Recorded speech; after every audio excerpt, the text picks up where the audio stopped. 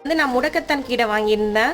துபாயிலையும் முடக்கத்தான் கீரையா அப்படின்னு சொல்லி நினைக்காதீங்க. இங்கே நல்லா தமிழ் மார்ட்டுன்னு சொல்லிட்டு ஒரு கடை இருக்குது. அங்கேருந்து எல்லா கீரையும் அவைலபிள்.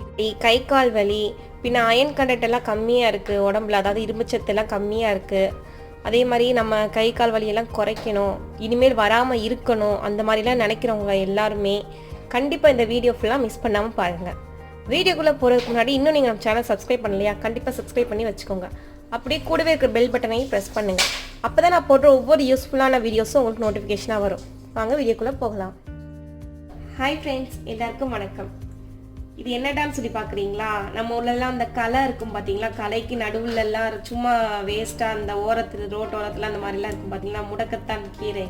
நிறைய பேர் கேள்விப்பட்டிருப்பீங்க, ஒரு சிலருக்கு தெரியாமல் இருக்கும். அவங்களுக்காக தான் சொல்கிறேன். அந்த முடக்கத்தான் கீரை தாங்க இது. நம்ம ஊர்லலாம் சும்மா இருக்கேன்னு சொல்லிட்டு அதோட வேல்யூலாம் தெரிய மாட்டேங்குது. ஆனால் இங்கே நான் இந்த கீரையை வந்து கிட்டத்தட்ட 100 ரூபா அந்த ரேஞ்சுக்கு வாங்குறேங்க. இவ்வளோ பாருங்கள், இவ்வளோ கீரை 100 ரூபா. பாருங்கள், ஒரு மாதிரி எவ்வளோ பின்னலா குழப்பு குழப்புன்னு இருக்குன்னு பாருங்கள். எதுக்கு இது அப்படின்னு சொல்லி பார்த்தீங்கன்னா, நம்ம தோசையெல்லாம் இந்த மாதிரி இதில் பறித்து இந்த கீரை எல்லாம் எடுத்து நம்ம தோசையில் ஊற்றி சாப்பிட்டோம்னா ரொம்ப ரொம்ப உடம்புக்கு நல்லதுங்க. முடக்கற்றான் அப்படின்னு ஏன் பேர் வந்தது? முடக்கு சம்பந்தமான, அதாவது நம்ம முட்டி வலி, நம்ம எலும்பு சம்பந்தமான ஏதாவது வலி அந்த மாதிரி எல்லாம் இருந்ததுன்னா எல்லாத்தையுமே ரொம்ப சூப்பராக கிளியர் பண்ணிடுங்க. அது மட்டும் இல்லை, இதில் அயன் கண்டென்ட்டும் ரொம்ப அதிகமாக இருக்குது. பாருங்கள், இந்த மாதிரி தேவையில்லாத கொடியெல்லாம் இருக்கும். அதை பார்த்து அதையெல்லாம் எடுத்துட்டு நம்ம இந்த முடக்கத்தான் கீரையை மட்டும் பிரித்து எடுத்துக்கணும். இந்த மாதிரி எல்லாத்தையும் பிரித்து எடுத்துட்டு நம்ம நார்மலாக தோசை சுடுவோம் பார்த்தீங்களா, அந்த தோசை மாவு கூட கலந்து நம்ம அதாவது இதை அரைச்சி கலந்து நம்ம சுடலாம். அப்படியே கூட ஒரு சிலர் பிச்சு போட்டு சுடுவாங்க, அதுவும் நல்லா தான் இருக்கும். ஆனால் நான் வந்து எப்படி பண்ணுறேன் அப்படிங்கிறது தாங்க இன்னைக்கு காட்ட போகிறேன். ஒரு சிலர் துவையல் அந்த மாதிரியெல்லாம் பண்ணுவாங்க, அதெல்லாம் கசக்குங்க. நான் என்ன ட்ரை பண்ணி பார்த்துருக்கேன், துவையல் சூப் அந்த மாதிரி நிறைய ட்ரை பண்ணி பார்த்துருக்கேன். எனக்கு என்னமோ அது எல்லாமே கசக்கிற மாதிரி இருந்தது. அதே தோசை பண்ணும்போது அந்த மாதிரி ஃபீல் வரவே இல்லை. அதே சமயத்தில் டேஸ்டாகவும் இருந்துச்சு. ரொம்ப ரொம்ப உடம்புக்கு நல்லதான விஷயம் அப்படின்னு சொல்லி சொன்னாலே நம்ம கண்டிப்பாக அதில் கொஞ்சமாவது கவனத்தை செலுத்தணுங்க. ஏன்னா இப்போ இருக்க ஜென்ரேஷனில் நிறையா பேருக்கு இந்த மூட்டு சம்மந்தமான பிரச்சனை நிறையா பேருக்கு வருது. ஏன் சின்ன வயசுலேருந்தே அந்த பிரச்சனை வருது. முதல்லலாம் 50 வயசில் வந்த பிரச்சனைகள் எல்லாம் இப்போல்லாம் ஒரு 40-50 வயசு, ஏன் 25 வயசுலேயே நிறையாவே இருக்குது. ஈவன் எனக்கு கூட தாங்க இந்த முதுகு இதெல்லாம் நிறையா பேருக்கு இப்பயே 30 வயசுக்குள்ளேயே வலிக்க ஸ்டார்ட் பண்ணிடுது. அதுக்கு நம்ம ஃபஸ்ட்டு எந்த அளவுக்கு நம்ம உணவுகளை மாற்ற முடியுமோ அந்த அளவுக்கு மாற்றணும். எதை எடுக்கணுமோ அதை நம்ம எடுக்கணும். அதுக்காக தான் இந்த மாதிரி முடக்கற்றான் அந்த மாதிரிலாம் நம்ம எடுக்கும்போது இருக்கிறத நம்ம இன்னும் வலுப்படுத்திக்கலாம் அப்படின்னு நான் சொல்கிறேன். இதை ஃபுல்லாக நான் உருவிட்டு நான் காட்டுறேங்க. இந்த கீரை உருவுறது எல்லாமே பார்த்தீங்கன்னா, இந்த கீரை உருவுறது எல்லாமே ஒரு சிலருக்கு ரொம்ப ஒரு மாதிரி இருக்கும். ஏன் இப்படியெல்லாம் உருவணுமா அப்படின்னு சொல்லிட்டுலாம் தோணும். இந்த கீரை உருவுறது, பூ கட்டுறோம் பார்த்தீங்களா, பூ கட்டுறது, இது எல்லாமே ஒரு மைண்டுக்கு ரொம்ப மெடிடேஷன் மாதிரிங்க. நம்ம நார்மலாக பொண்ணுங்களுக்கு வீட்டில் நிறையா ஒர்க் பண்ணுறாங்க, அது இது நிறைய விஷயங்களை கவனத்தை செலுத்துவாங்க. அதனால அவங்களுக்கு மைண்ட் ஸ்ட்ரெஸ் இருக்கக்கூடாது அப்படிங்கிறதுக்காக தான் பழைய காலத்துல இருந்தே இந்த பூ தொடுக்கிற வேலை, பூ கட்டுற வேலை, பூ பறிக்கிற வேலை, கீரை உருவுறது, இந்த மாதிரி நிறைய விஷயங்கள் அவங்க செஞ்சாங்க. அது மூலிமா அவங்க ஸ்ட்ரெஸ் வந்து நார்மலாகவே கம்மியாயிடும் தன்னால். அது மட்டும் இல்லை, இப்போ நம்ம ஹஸ்பண்டே வேலையிலேருந்து வராங்க, ரொம்ப ஸ்ட்ரெஸ்ஸாக இருக்கா, நீங்கள் உருவுறதுக்கெல்லாம் டைம் இல்லையா, ஒரு கீரைக்கட்டை வாங்கி நீங்கள் உருவத்தாங்கங்க, அவங்க தாராளமாக உருவாங்க. என்னோடய வீட்டிலலாம் என்னோட ஹஸ்பண்ட் அவருக்கு அந்த மாதிரி கீரை உருவினாலே கொஞ்சம் ரிலீஃபாக இருக்கிற மாதிரி ஃபீல் ஆகுது அப்படின்னு சொல்லிட்டு அவரே சொல்வார். அதனால கண்டிப்பாக கீரை உருவுறதுக்கு ஒரு மாதிரி சோம்பேறித்தனமெல்லாம் படாதீங்க, ரொம்ப ரொம்ப நல்லதுங்க.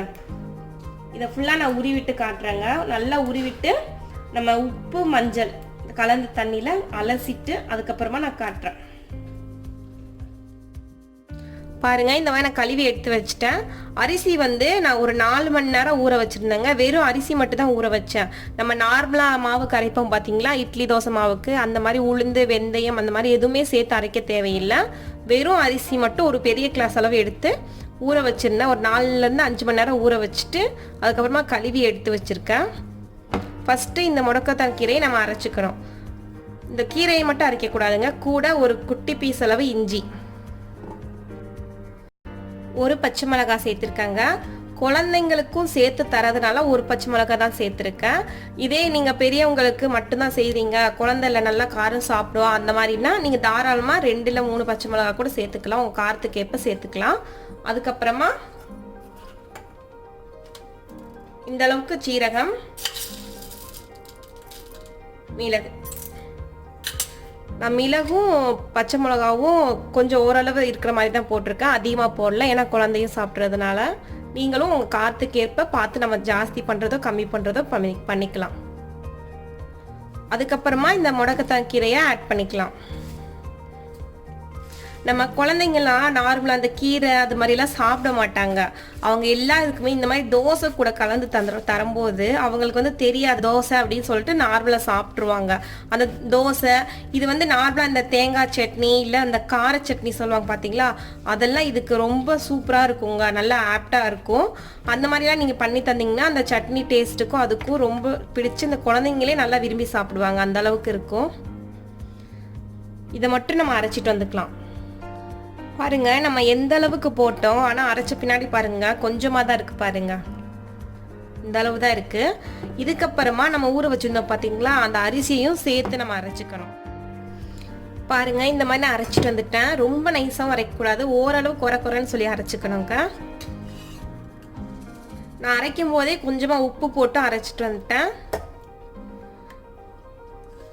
பாருங்க இது கெட்டியா தான் இருக்கு, கொஞ்சமா நான் தண்ணி சேர்த்துக்கிறேன். இது கூட இப்ப நம்ம தோசை மாவு பதத்துக்கு நம்ம தண்ணி சேர்த்துக்கலாம்.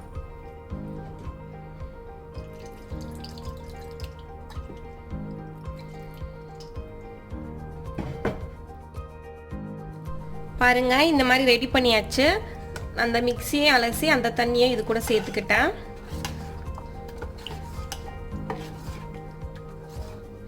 பாருங்க இது எந்த பதத்துக்கு வேணுமோ, அந்த தோசை மாவு பதம் சொல்லுவாங்க பார்த்தீங்களா, அந்த அளவுக்கு ஓரளவு தண்ணியாக இருந்தால் போதும். ரொம்ப கெட்டியாக இருந்தாலும் நம்ம தோசை ஊற்றுறதுக்கு ரொம்ப கஷ்டமாக இருக்கும்.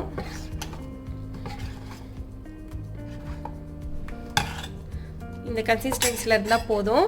இதை வந்து நம்ம ஒரு 6 மணி நேரம் புளிக்க விட்டாலும் நம்ம புளிக்க விட்டுட்டு யூஸ் பண்ணலாம், இல்லை அப்படியே யூஸ் பண்ணுறதுனாலும் நம்ம டேரெக்டாக யூஸ் பண்ணலாம். நம்ம புளிக்க விட்டாலும் இப்படியே யூஸ் பண்ணாலும் ரெண்டுமே உடம்புக்கு ரொம்ப நல்லது தாங்க. இப்போ உங்களுக்கு அப்படியே நான் யூஸ் பண்ணி காட்டுறேன்.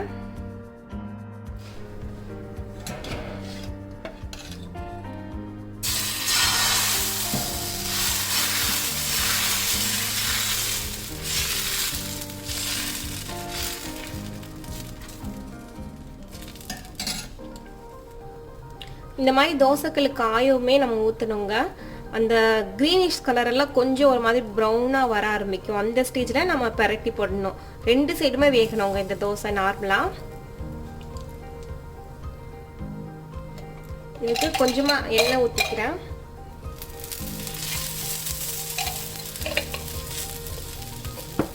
நான் வந்து இப்போ ஆலிவ் ஆயில் தாங்க சேர்த்தேன்.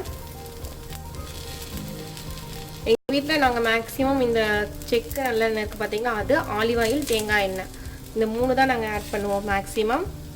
இந்த தோசை வெரைட்டி இதுக்கெல்லாம் பார்த்தீங்கன்னா இந்த ஆலிவ் ஆயில் யூஸ் பண்ணுவேன். ஏன்னா நல்லெண்ணோட டேஸ்ட் வந்து ஒரு மாதிரி இருக்குது அப்படின்னு சொல்லிட்டு அதுக்கெல்லாம் இந்த மாதிரி ஆலிவ் ஆயில் யூஸ் பண்ணுவேன். அது கொஞ்சம் டேஸ்ட் நல்லா இருக்க மாதிரி இருந்தது.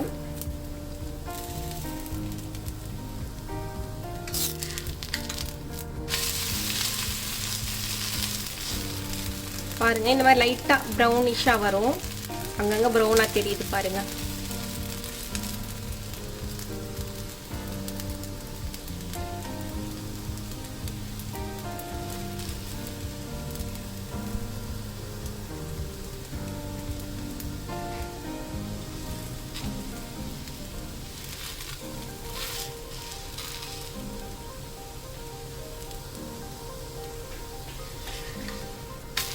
இப்போ நம்ம எடுத்துடலாம். அவ்வளோதான் ஃப்ரெண்ட்ஸ், நம்மளோட ரொம்ப ஹெல்த்தியான முடக்கத்தான் தோசை ரெடி ஆயிடுச்சு. அட்லீஸ்ட் வாரத்துக்கு ஒரு முறையாவது இந்த மாதிரி தோசை செஞ்சு சாப்பிடுங்க. நம்ம உடம்புக்கு ரொம்ப ரொம்ப நல்லதுங்க. கை கால் வலி இருக்கிறவங்களுக்கு குணமாகிறது தெரியும். நீங்கள் இனிமேல் வராமல் இருக்கிறதுக்கும் இந்த மாதிரி நம்ம சாப்பிடலாம். அது மட்டும் இல்லை, ரொம்ப கை கால் வலி மூட்டு வலியெல்லாம் இருக்குது அப்படின்னா நீங்கள் தாராளமாக வாரத்துக்கு 2-3 டைம் கூட நம்ம இந்த மாதிரி செஞ்சு சாப்பிடலாம். நான் வந்து இப்போ வந்து இந்த சௌச்சோ சட்னி இருக்குல்ல அதுவும் சாம்பாரும் தாங்க பண்ணியிருக்கேன். இதுக்கு வந்து இன்னும் அந்த தக்காளி சட்னி சொல்லுவாங்க, அந்த கார சட்னி, அது வந்து இன்னும் ஆப்டாக இருக்கும். தேங்காய் சட்னி இதெல்லாம் வச்சு சாப்பிட்டிங்கன்னா இன்னும் சூப்பராக இருக்கும். ஆனால் நான் வந்து இன்றைக்கி சௌச்சோ சட்னியும் சாம்பார் தான் பண்ணியிருக்கேன். கண்டிப்பாக இந்த வீடியோ உங்களுக்கு பிடிச்சிருக்குன்னு நினைக்கிறேன். பிடிச்சிருந்தா லைக் பண்ணுங்கள், கமெண்ட் பண்ணுங்கள், அப்படியே உங்கள் ஃப்ரெண்ட்ஸ் எல்லாருக்கும் ஷேர் பண்ணுங்கள். ஓகே, தேங்க்யூ ஃபார் வாட்சிங்.